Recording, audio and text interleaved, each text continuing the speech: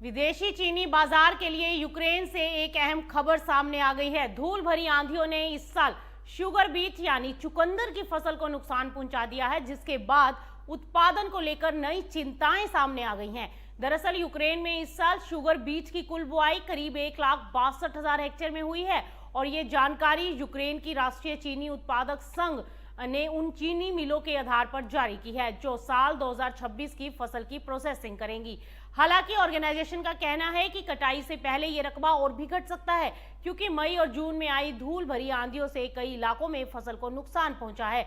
और सबसे बड़ी बात यह है कि यूक्रेन के कृषि मंत्रालय द्वारा पहले जारी किए गए आंकड़ों में शुगर बीट की बुआई 1,85,000 से 1,97,000 हेक्टेयर बताई गई, लेकिन उग्र सुकर्क ने इन आंकड़ों पर सवाल उठाते हुए कहा कि इसकी दोबारा जांच की जानी चाहिए। ऑर्गेनाइजेशन का कहना है कि 20,000 हेक्टेयर से ज्यादा का अंतर कोई छोटा आंकड़ा नहीं है।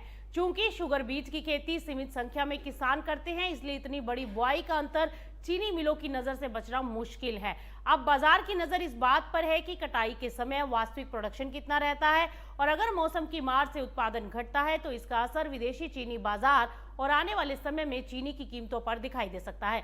फिलहाल यूक्रेन में शुगर बीट की फसल और उत्पादन को लेकर स्थिति पर बाजार की नजर बनी हुई है।